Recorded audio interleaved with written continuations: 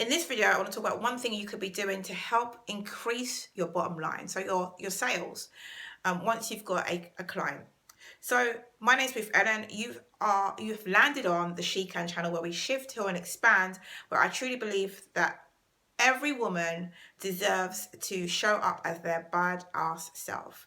They don't have to play small. They can just be themselves and strip off any layers that don't serve them, because labels are for jars and not for people. And so in this video, we're talking about that one thing that you could do to help you increase your bottom line. And that is to deliver. And when I say deliver, it's like, okay, I get it. Do you? Do you really? Let's talk about that. How many times have you been on a coaching program where there's been group coaching and people just have dropped off like flies? They started the program in this mastermind or this group program, and maybe there's like a little engagement and a tiny little bit of success stories.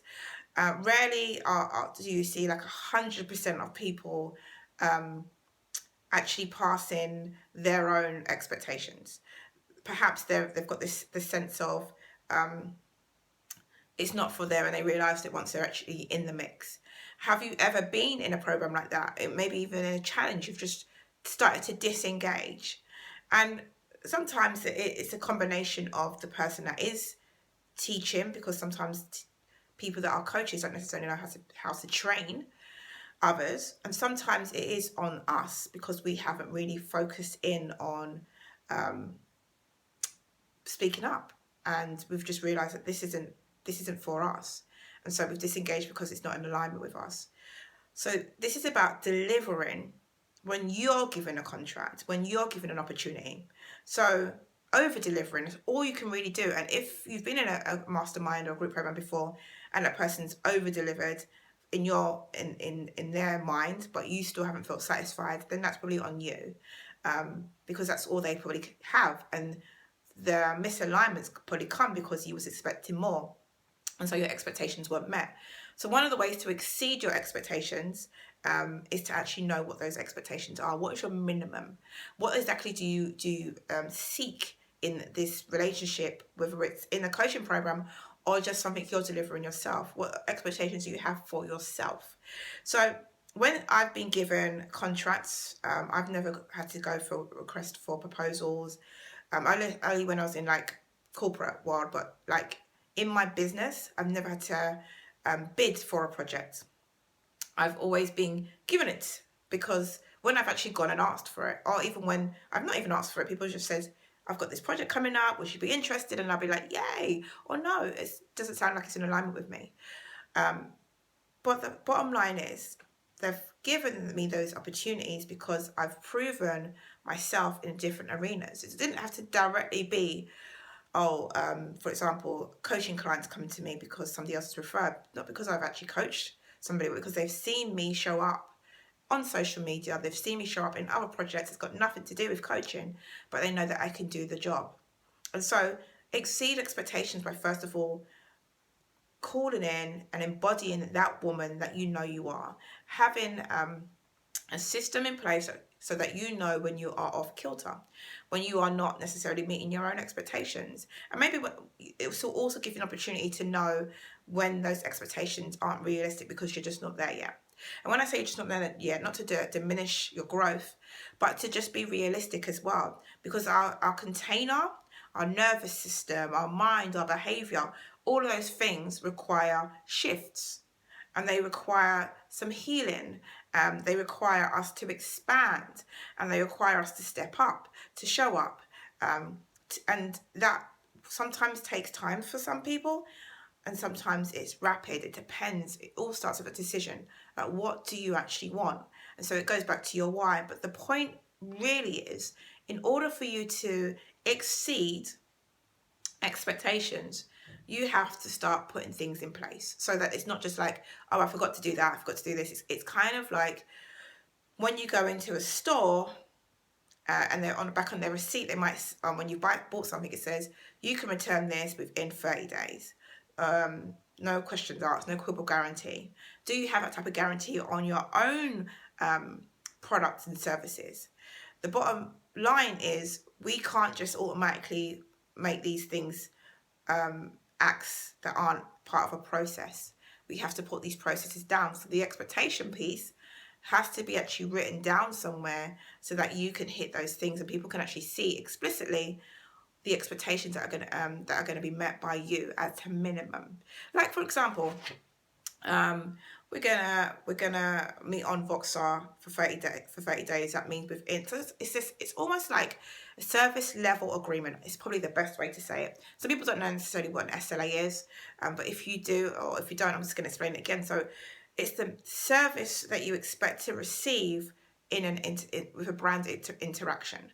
So my service level agreement when I was working in marketing for clients was, we aim to resolve your query within 24 hours. So that means within 24 hours, we've communicated with you, at least minimum. We've put you into our system, and you are in a queue, and you actually know what's going on.